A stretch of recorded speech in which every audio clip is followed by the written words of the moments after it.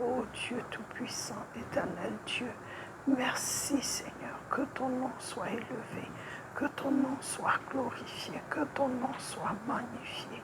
Qui est comme toi, Seigneur? Alléluia. Hail, hail, Lion of Judah. Hail, hail, King of Zion. Hail, hail, mighty Savior. Hail, hail, wonderful King. Hail, hail, mighty Redeemer. Hail, hail, prophet and king. Hail, hail, Son of the living God. Hail, hail, mighty God. Hail, hail, Lion of Judah.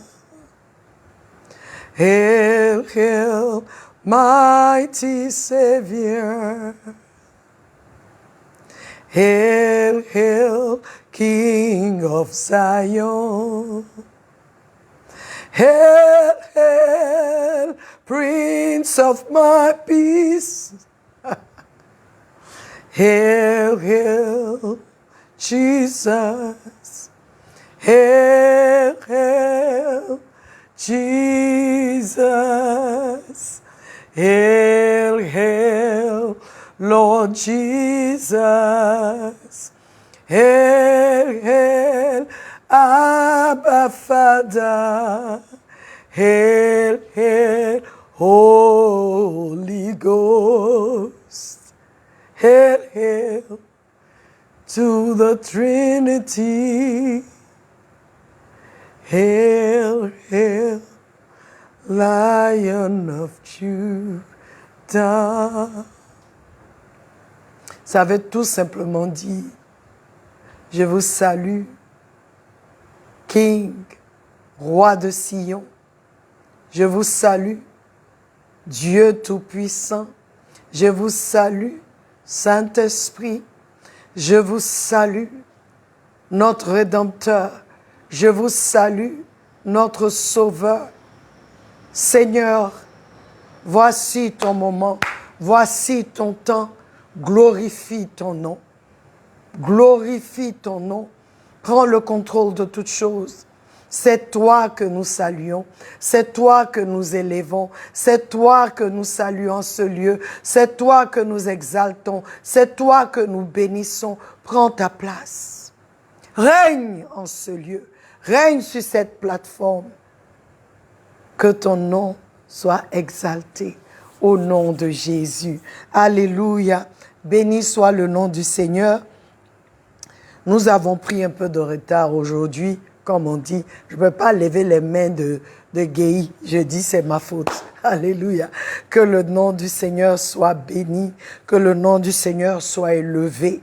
Que la gloire revienne à notre Dieu. Nous saluons notre Dieu. Alléluia. D'autres disent, je vous salue. Hein? Mais nous on dit, je te salue Seigneur. Je te salue, je te rends grâce. Je te bénis. À Dieu seul soit la gloire, soit la louange. J'espère que vous m'entendez. Ma voix un peu plus rauque aujourd'hui, mais gloire soit rendue à Dieu.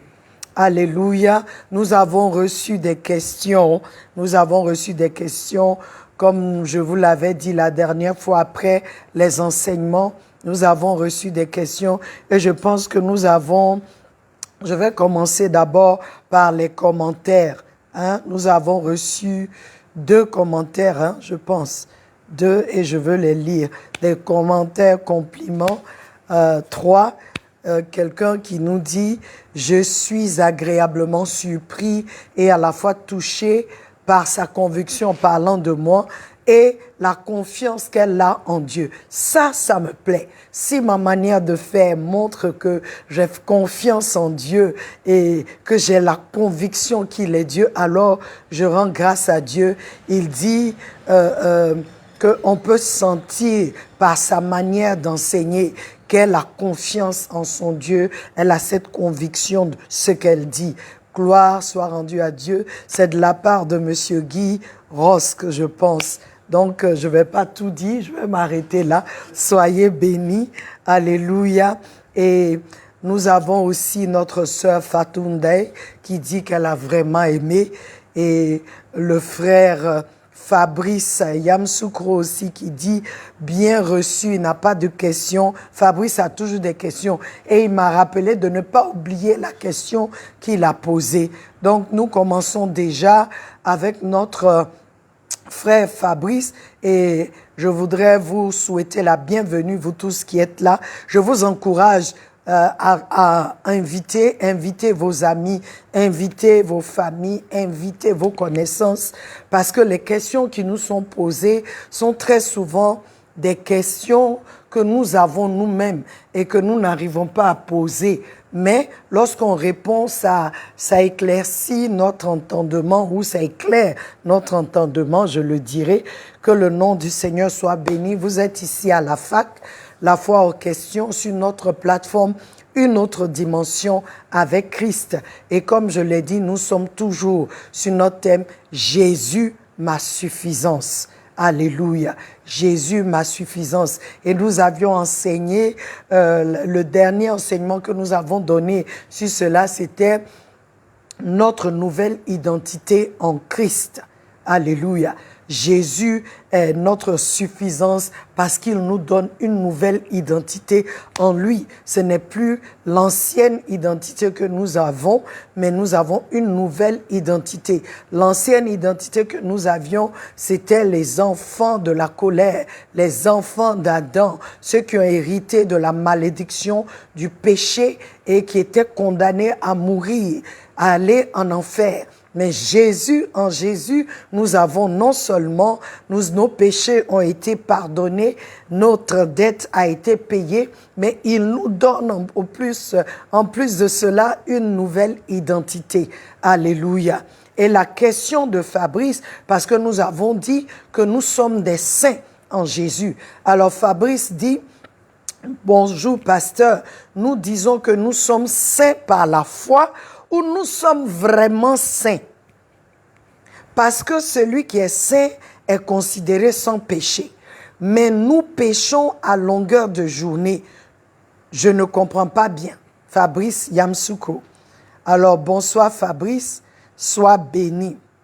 Fabrice, ce n'est pas parce que l'aigle se trouve parmi les poules et mange ce que les poules mangent qu'il devient une poule. Non, il est toujours un aigle. Lorsqu'il prendra conscience qu'il n'est pas un aigle et qu'il peut s'envoler plus haut que la poule, alors il commencera à manifester ce qu'il est vraiment. Qu'est-ce que je veux dire? Nous sommes vraiment saints, Fabrice. C'est ce que Christ a fait. Que je le croie ou pas, cela n'affecte pas. Cela n'affecte en rien ce qui a été fait. Ce que je crois par la foi est en fait la vérité spirituelle que je veux voir se manifester physiquement, que je proclame.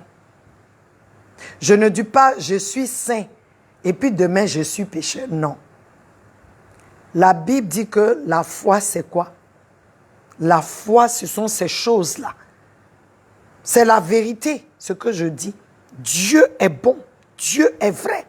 Même si la situation dans laquelle je suis ne montre pas, ne manifeste pas en ce moment la bonté, l'amour de Dieu. C'est comme quelqu'un, pendant la mort, qui se lève et qui glorifie Dieu, qui dit « il est bon ». Les gens le prendront pour un fou. Mais ce n'est pas sa situation-là qui fait que Dieu n'est pas bon. Dieu est vraiment bon. Il est amour.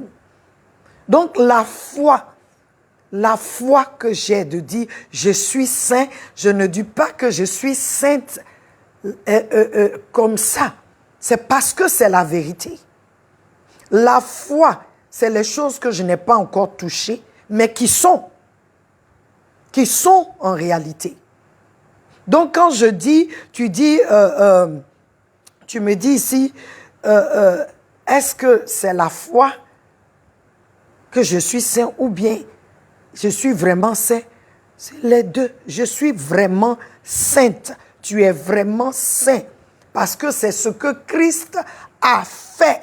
Ce que je crois par la foi est en fait la vérité spirituelle que je veux voir se manifester physiquement et que je proclame. Ce n'est pas un jeu. Je ne peux pas dire que je suis bénie et croire que je suis maudite. Non. C'est parce que je crois que je suis bénie que je proclame, même si je ne vois pas la manifestation de la chose. Alléluia. Tu fais déclin. Voilà. Ce n'est pas parce que je dis la foi que ça veut dire je proclame les choses, que je n'ai pas ces choses-là. Non, ce n'est pas ça. Ce que je proclame, ce que je dis par la foi, c'est ce qui est en vérité. C'est ce qui est en vérité. Alléluia. Donc, je le reprends encore. Ce que je crois par la foi, je veux que ça soit clair, est en fait la vérité spirituelle que je veux voir se manifester physiquement et que je proclame. Amen. Moi-même, j'aime ça. Et par ta question, parce que je vois que plusieurs c'est ce qui crée la confusion en fait. Et par ta question, je peux comprendre pourquoi nombreux parmi nous luttons toujours avec cette vérité. Que Jésus-Christ, notre Seigneur, nous a rendus saints par son sacrifice à la croix. Le fait que nous péchons n'annule pas notre nouvelle nature en Christ. Cela montre simplement notre faiblesse et notre manque de connaissance et compréhension de la croix de Christ. Voici ce que dit Romains 8, 1 à 4. Je veux lire ça. Il dit, il n'y a donc maintenant, Romains 8, 1 à 4, il n'y a donc maintenant aucune condamnation pour ceux qui sont en Jésus-Christ, qui ne vivent pas conformément à leur nature propre, mais conformément à l'esprit. En effet, la loi de l'esprit qui donne la vie en Jésus-Christ m'a libéré de la loi du péché et de la mort. Car ce qui était impossible à la loi, parce que la nature humaine la rendait impuissante, Dieu l'a fait. Il a condamné le péché dans la nature humaine en envoyant à cause du péché son propre fils dans une nature semblable à celle de l'homme pécheur. Ainsi, la justice réclamée par la loi est accomplie en nous qui vivons non conformément à notre nature propre, mais conformément à l'esprit. Donc, quelqu'un qui a reçu Christ, qui a reçu Jésus-Christ, vraiment n'est plus dirigé par la nature humaine, mais par l'esprit de vie en Christ. Le fait de pécher montre en fait que la nature humaine domine encore. Oui. Et cela parce que tu n'as pas encore compris qui tu es vraiment. Tu es saint et je suis sainte, car nous avons en Christ une nouvelle nature, celle du Christ en nous. Oui. Commence à marcher et à t'approprier cette vérité dans ta vie. Et je pense avoir partagé sur cela lorsque je disais que quand je ne comprenais pas encore, j'ai tâtonné, je suis tombée. J'étais confuse, mais quand j'ai compris ce que la parole disait, que en moi vit le Fils de Dieu, en moi la vie éternelle est déjà, parce que j'ai reçu Christ, en moi, c'est une nouvelle nature. Ce n'est plus la nature pécheresse. Ce n'est plus cette nature humaine qui domine. Ce n'est plus la chair. Alors, j'ai commencé à m'approprier, à refuser ce que la chair me disait. Parce que tu es encore dans ce corps, tu es encore dans ce corps mortel. Tu n'as pas encore reçu un nouveau corps. Donc, cette nature humaine, cette chair te dit certaines choses, réclame certaines choses, parce que c'est ce qu'elle sait faire. Elle est pécheresse. Mais la nouvelle nature, qui est la vie par l'esprit, domine sur la chair. Donc, tu es saint, je suis sainte. Quand tu vas commencer à croire en cela, tu vas commencer à marcher comme un saint. Tu vas commencer à refuser en toi ces choses-là qui viennent, ces choses-là qui veulent t'amener à pécher. Tu vas commencer à dire, là, ici, là, ce n'est pas possible parce que j'ai une nouvelle nature. Je refuse de suivre cette direction, mais je suis la direction de l'esprit. J'espère que c'est clair. Alléluia. Nous passons à la deuxième question. Et qui dit, bonjour pasteur, un païen peut-il être pardonné en priant au nom de Jésus sans avoir accepté auparavant Christ dans sa vie? Thierry Docuy. Bonsoir Thierry, sois béni. Mais Thierry, tu es sérieux avec cette question-là? Franchement, tu es vraiment sérieux? C'est ceux qui ont reçu Christ qui ont ce droit-là, qui peuvent prier avec le nom de Jésus. Si cela était, si tout le monde pouvait appeler le nom de Jésus et avoir des résultats comme il le voulait, sans avoir Jésus comme Seigneur et Sauveur, mais pourquoi est-ce que nous devions accepter Christ comme Seigneur? Ça n'a pas de sens. Je te donne une écriture. Jean 3,16 dit, « Dieu a tant aimé le monde qu'il a donné son Fils unique, afin que quiconque croit en lui ne périsse point, mais ait la vie éternelle. Cependant, si quelqu'un invoque le nom du Seigneur avec le cœur sincère, il sera sauvé. » Oui. Pour invoquer le nom de Jésus, c'est que tu l'as reçu, c'est que tu as cru en son nom auparavant. C'est que tu crois. Ce n'est pas un talisman. Ce n'est pas un talisman pour que tu utilises comme tu veux. Ce n'est pas un talisman pour venir prier à Dieu. Tu ne connais pas Dieu. Tu dis, je viens à toi au nom de Jésus, là, celui-là, ce Jésus dont il parle. Parce qu'au nom de Jésus, tu fais des miracles. Donc, je viens comme ça. La vie est facile, hein? Le salut est gratuit. Mais ces choses-là ne sont pas gratuites. Il faut que tu donnes ta vie à Christ afin que tu puisses bénéficier. Pour invoquer son nom, cela veut dire que tu crois en lui. Voici ce que 1 Jean 5,16 dit.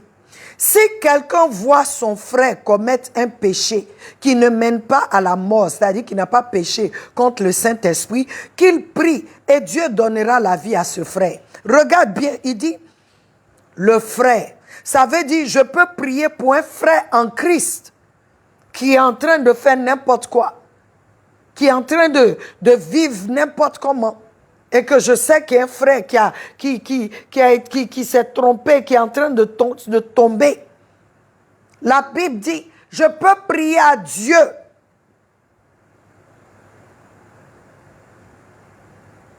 Je peux prier pour ce frère et Dieu donnera la vie à ce frère. Il dit frère.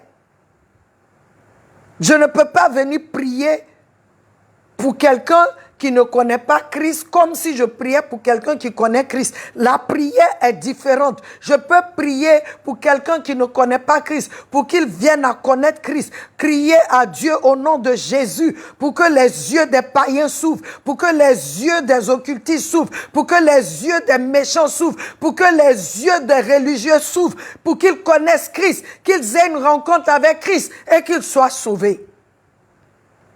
Mais je ne peux pas venir demander pardon pour eux. Si eux-mêmes, ils ne font pas, il n'y a pas de rencontre avec Christ. Le nom de Christ n'est pas un talisman. Il dit, je peux prier pour mon frère parce que mon frère là, a une alliance avec Dieu. Et cette alliance est basée sur le sang de Christ. Mon frère a accepté Jésus-Christ comme Seigneur et Sauveur, comme moi. Donc, il est mon frère. Je peux prier pour lui. Seuls ceux qui ont une alliance avec Dieu, une alliance basée sur le sang de Christ, peuvent invoquer librement le nom de Jésus-Christ pour avoir ou réclamer quoi que ce soit devant le Père ou au Père. Sinon, dans leur bouche, le nom de Jésus n'a aucun pouvoir, aucune autorité. La parole nous raconte dans une histoire que j'aime bien des 7 fils de Sceva dans le livre de Actes 19, 13 et 17. On nous dit des exorcistes qui ont pris un homme qui voulait le délivrer et quand ils voulaient prier pour l'homme, ils disent nous te chassons, ils disent aux démons, nous te chassons au nom de Jésus que Paul prêche. Lisez cette partie. Et le démon qui leur dit, mais Paul, je le connais. Jésus, je le connais. Paul, je le connais. Vous, vous êtes qui? Ça dit dans leur bouche là, malgré le fait qu'ils ont dit le nom de Jésus, il n'y a eu aucune puissance, aucune autorité, aucun pouvoir. Seul celui qui est en Christ, peut invoquer, peut parler au nom de Jésus et il y a des choses qui se passeront. Seul celui qui a une alliance, qui a reçu Jésus comme Seigneur et Sauveur, peut crier à Dieu, peut commander aux démons de quitter le corps de quelqu'un et cela se fera. Peuvent commander à la maladie de quitter, peuvent commander la guérison. Seuls ceux qui ont une alliance, qui ont accepté Jésus-Christ comme Seigneur et Sauveur. Pas un païen. Si le païen vient dire au nom de Jésus et qu'il y a quelque chose qui se passe, c'est que ce païen-là croit que Jésus-Christ est Seigneur. C'est ce que dit la parole. Alors, je voudrais encore et encore encourager quelqu'un à vraiment prendre une décision de qualité. Oui, qui aura un impact sur ta vie. Un impact éternel sur ta vie, ton avenir. Celle de croire et de recevoir Jésus-Christ comme Seigneur et Sauveur. Alors, tu auras le droit d'utiliser son nom et seulement alors tu auras une réponse de la part du Père. Parce que c'est au nom de Jésus, à la mention du nom de Jésus, que tout genou fléchit dans les cieux, sur la terre, sous la terre, et que toute langue confesse que Jésus-Christ est Seigneur. C'est seulement dans la bouche de quelqu'un qui croit en lui, qu'il a reçu comme Seigneur et Sauveur, que le nom de Jésus est puissant. Seulement dans cette bouche. Nous passons à la 3e question. Bonjour, pasteur. La différence d'âge peut être un souci pour un mariage chrétien? Christelle, Lyon, France. Bienvenue, Christelle. Sois bénie. Bonsoir, Christelle. Je voudrais d'abord faire comprendre une chose. Le mariage n'est pas chrétien d'abord.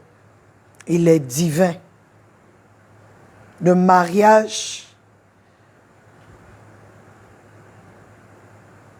entre un homme mâle et femelle est de Dieu.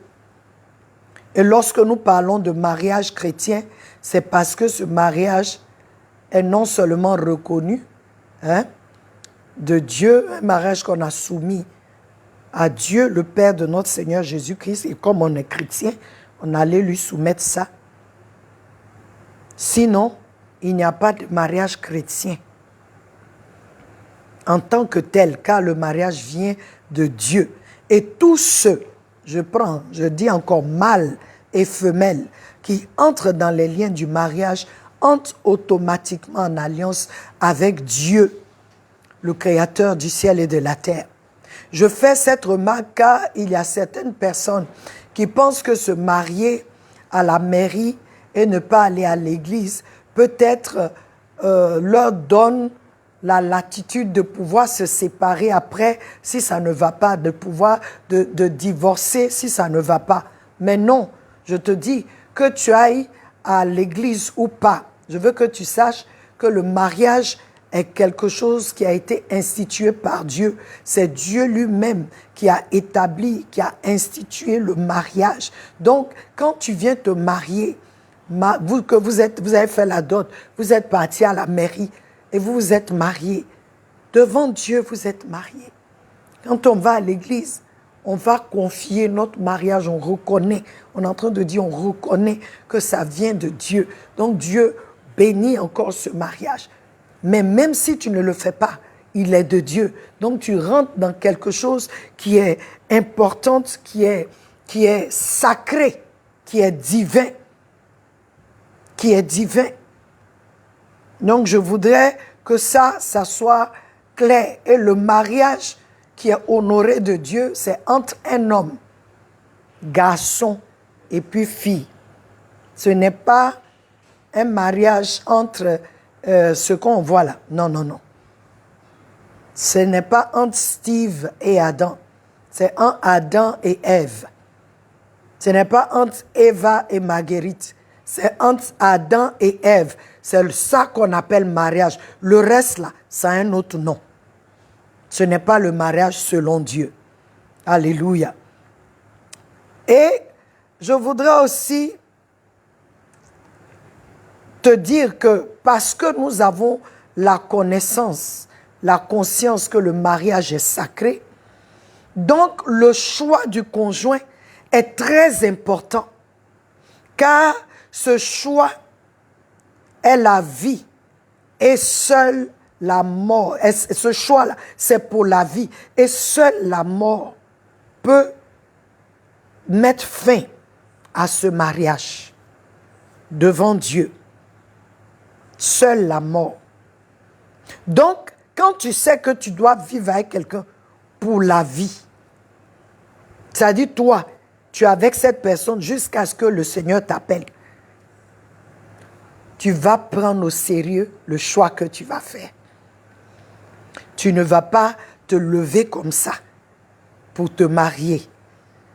Parce que c'est une alliance sacrée. C'est une alliance entre toi et Dieu et entre toi et l'homme ou la femme que tu veux épouser.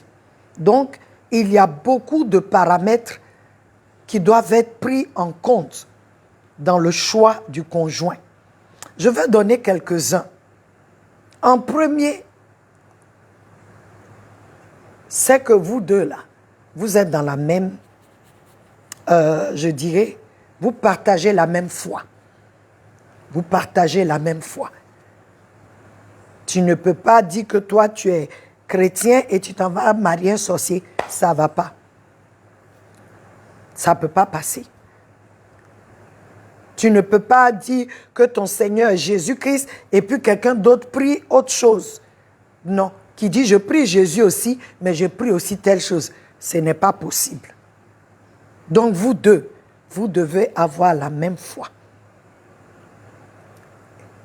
Ta motivation est très importante dans le mariage. Pourquoi tu veux te marier? Est-ce que c'est parce que tout le monde se marie? Est-ce que c'est parce que tu ne peux pas te contenir? Est-ce que c'est parce que tu sais que c'est le moment? Les familles sont très importantes dans le mariage. Oui. C'est pourquoi on encourage ceux qui veulent se marier de se faire connaître par les deux familles. Quand les familles sont en accord, comme on dit chez nous ici, c'est quoi. Quand ils sont en accord, on dit d'accord. Maintenant, vous pouvez faire la dot, qui pour nous, ce sont les fiançailles. Et après les fiançailles, ensuite, on peut faire le mariage à la mairie et à l'église. Mais avant de faire tout ça, on donne des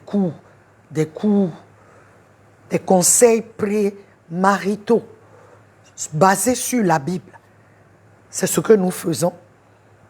Aussi, il faut connaître l'autre. Oui, on ne peut pas connaître quelqu'un totalement, mais il y a des indices. Certains parmi nous, on a fait des choix, on a pris des gens, pendant que Dieu nous disait, le gars, il te frappait avant que vous ne vous mariez. La fille t'insultait devant tout le monde, mais tu dis que c'est elle, tu dis que c'est lui. Tu pensais qu'en vous mariant, ça allait changer. C'est devenu pire. Donc, il faut connaître. La compatibilité, c'est très important. Est-ce que je peux? Est-ce que ça va? Est-ce que je peux supporter ça? C'est quelque chose avec laquelle je veux rester toute la vie. Si je ne peux pas, ça fait partie. Aussi, tes rêves. Parce que souvent, on te dit d'oublier. Non, tu as des rêves. Est-ce que tes rêves et les rêves de l'autre vont ensemble? Christelle, l'âge doit compter dans tes paramètres. Ce n'est pas parce que nous sommes chrétiens qu'il faut se marier n'importe comment. C'est parce que nous sommes chrétiens que nous devons faire très attention dans le choix que nous faisons.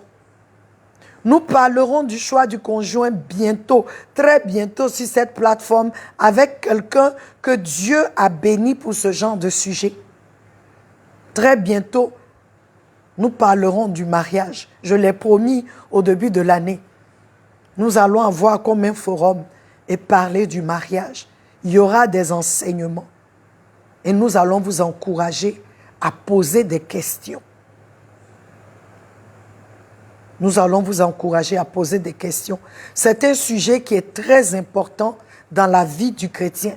Beaucoup de chrétiens aujourd'hui, à cause des choix qu'ils ont faits, souffrent. Et souffrent dans leur foyer, souffrent. Et comme ils savent que c'est une alliance, ils ne peuvent pas sortir comme ça. Donc nous voulons prendre le temps d'enseigner sur ce sujet afin que mon frère, ma soeur, tu puisses, si tu n'es pas encore marié, que tu puisses prendre le temps. Si tu es marié aussi, il y a des enseignements de comment est-ce que tu peux chercher la face de Dieu pour que ton mariage ressemble à ce que Dieu a la pensée de Dieu. Alléluia. Nous aurons un temps. Donc, Christelle, je veux que tu saches, tu ne peux pas, si tu as 20 ans et que tu veux marier un monsieur de 60 ans, bon, dis-moi, où est-ce que vous allez? À moins que le Seigneur dise que c'est ton mari. Ça, c'est différent. Parce qu'il y a un point très important, la prière. Dans le choix du conjoint, la prière. Très, très importante. Que tu dois demander à Dieu. Quand tu as mis tous ces paramètres-là, tu dois aller maintenant vers Dieu. Est-ce que c'est ça? Seigneur, approuves-tu, toi qui sais toutes choses, penses-tu qu'avec cette personne, nous pouvons accomplir le but pour le mariage? Parce qu'il y a un but pour le mariage que Dieu donne, que Dieu a déjà prescrit. Donc, je voudrais nous encourager. Souvent, on a tellement, comme on est dans le Seigneur, ça fait 20 ans, je ne suis pas encore mariée, j'ai 40 ans, j'ai 50 ans, mais voici quelqu'un qui est venu, j'ai 50 ans, il y a un monsieur qui a peut-être 10 ans de moins que moi. Bon, si tu as 50 ans, 10 ans de moins, arrivé à un certain âge, comment est-ce que tu peux assouvir même les désirs sexuels de ce dernier? Parce qu'il y a 20 ans entre vous. Il y a 10 ans entre vous. Il y a beaucoup de paramètres. Ne nous marions pas comme ça. C'est très important.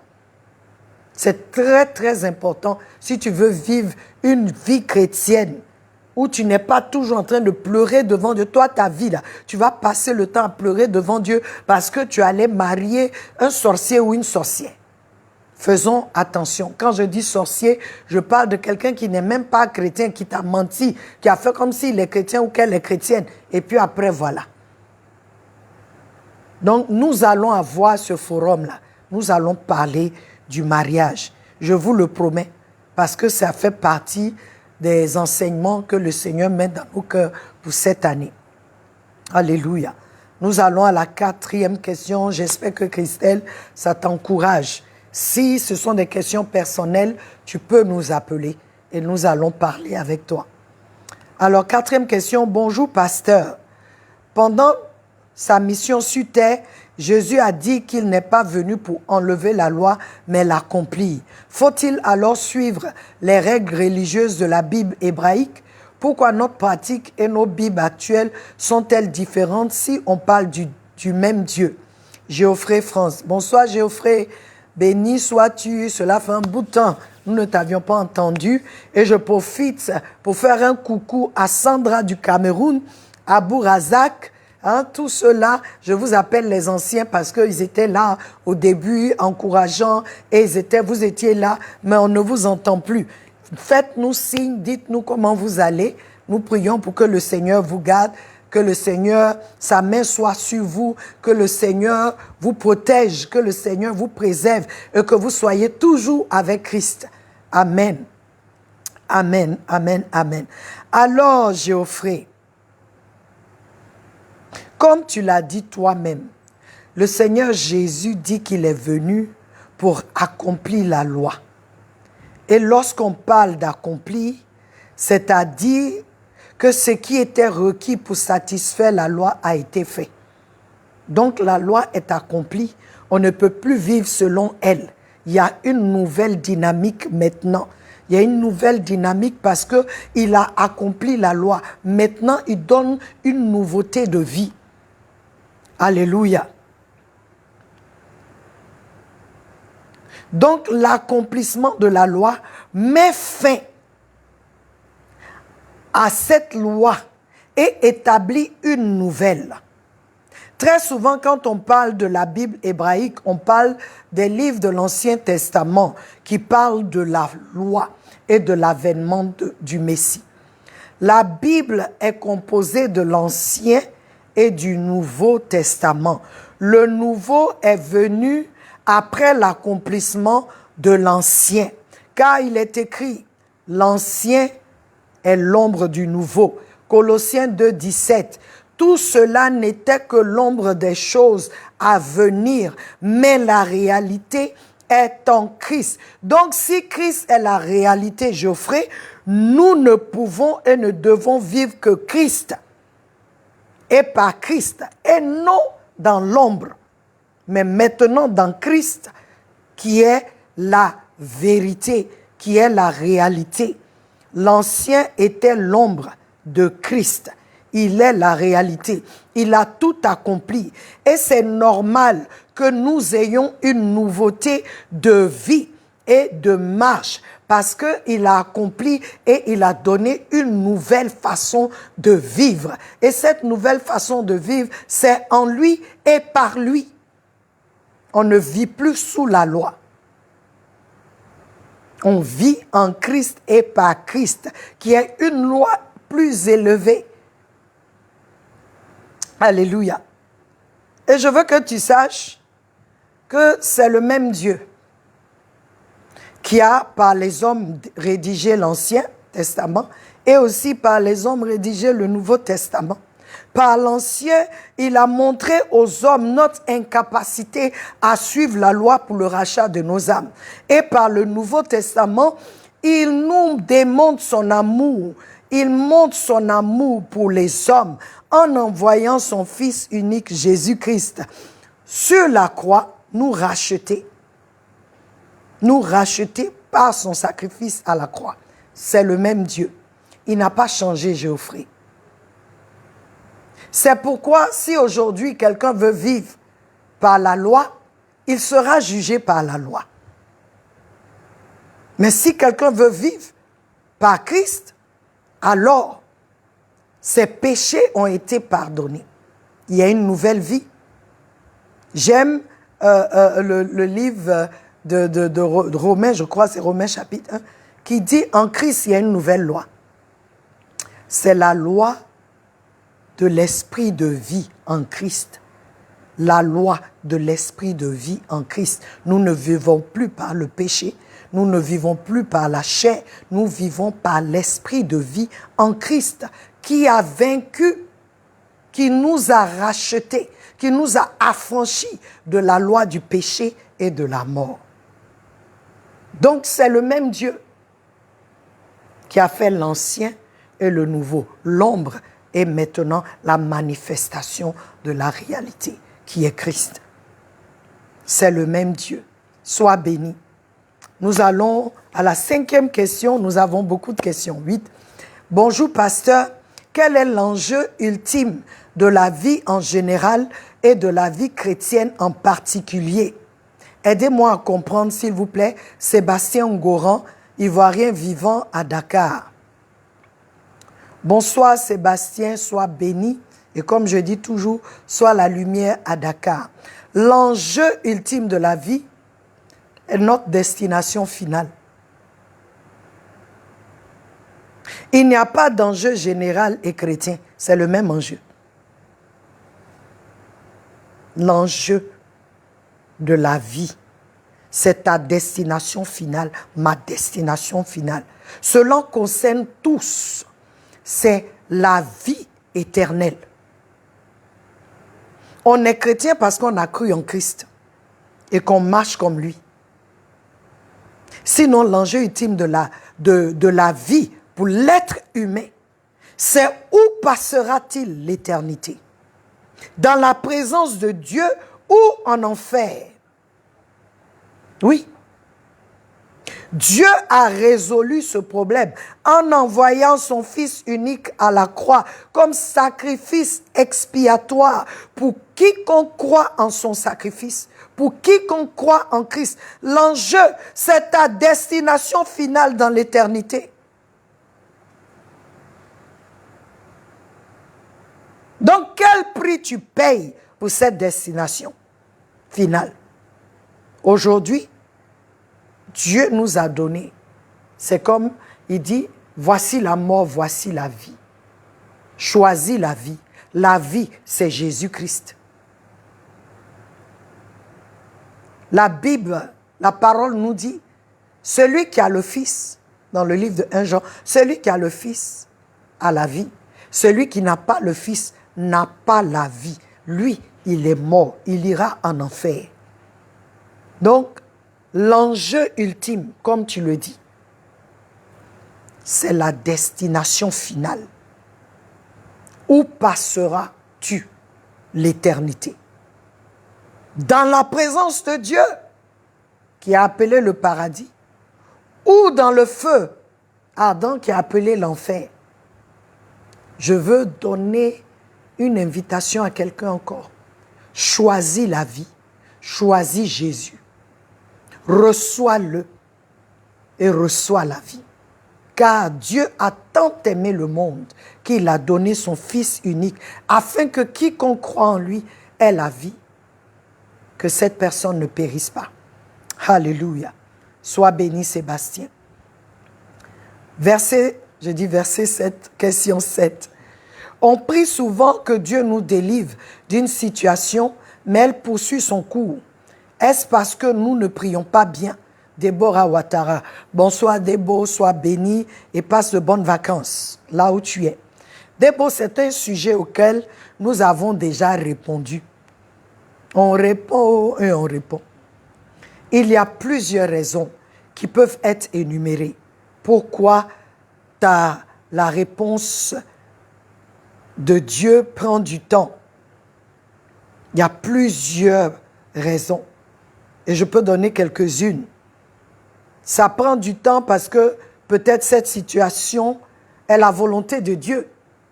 Oui, les enfants d'Israël étaient dans le désert pendant 40 ans. C'était la volonté de Dieu. Ils pouvaient faire les jeûnes et prier comme ils voulaient. Mais Dieu avait un plan pour eux là-bas. Ils devaient passer par là pour le connaître lui. Donc ça a pris du temps. Ça a pris du temps. Il y a aussi peut-être que Dieu veut te donner un enseignement que tu ne saisis pas encore.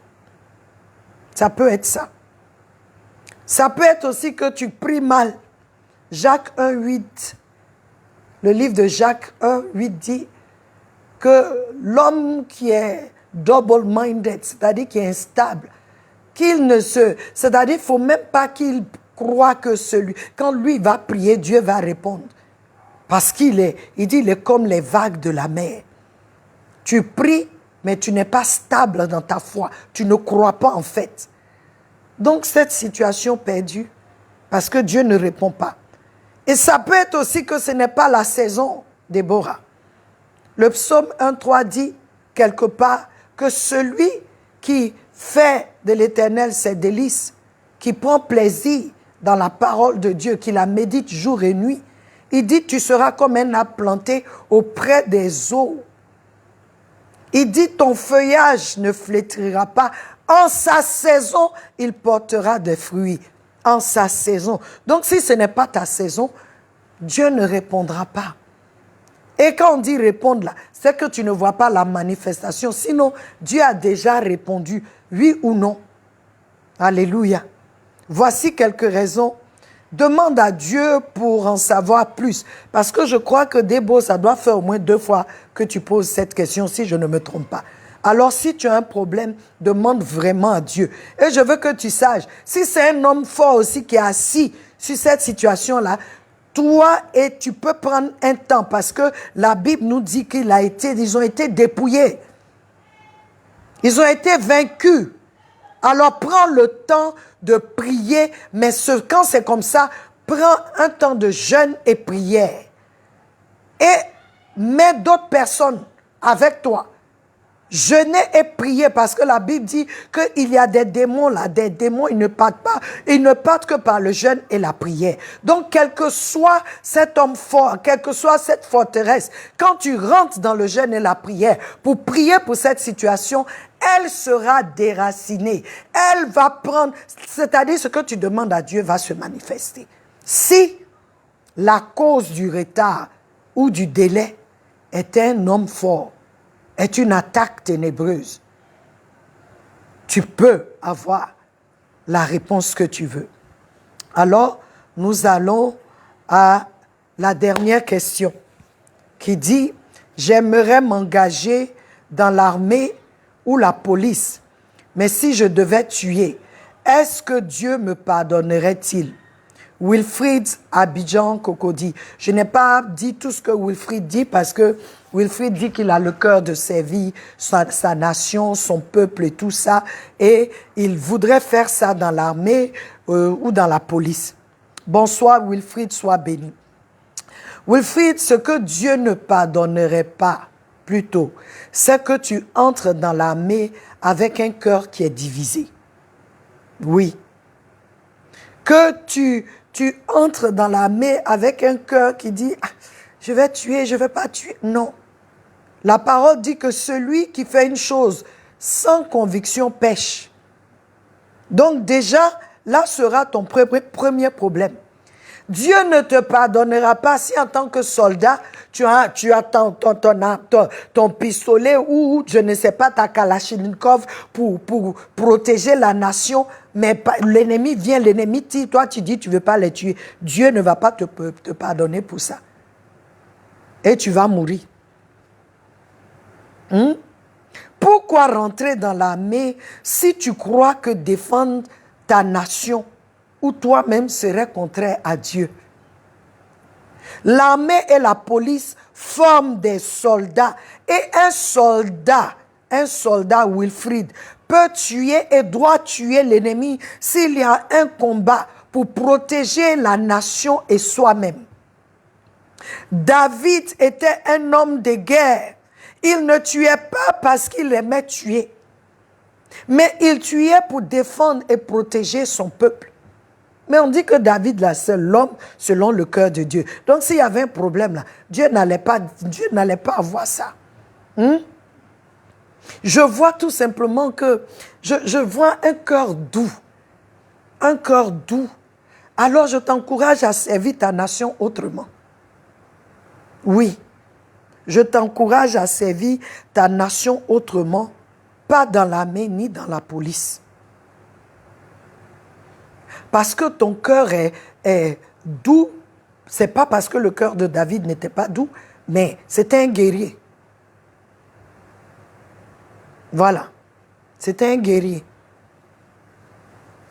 Donc, à cause du genre de cœur que tu as, je t'encourage à servir ta nation dans d'autres domaines. Fais autre chose que la police ou l'armée. Sinon, Wilfrid, Dieu n'a aucun problème avec un soldat qui défend sa patrie, qui défend son peuple et sa vie en faisant des victimes dans le camp de l'ennemi. Dieu n'a pas de problème pour ça. Exode 15, 3 dit, regarde comment Dieu a appelé.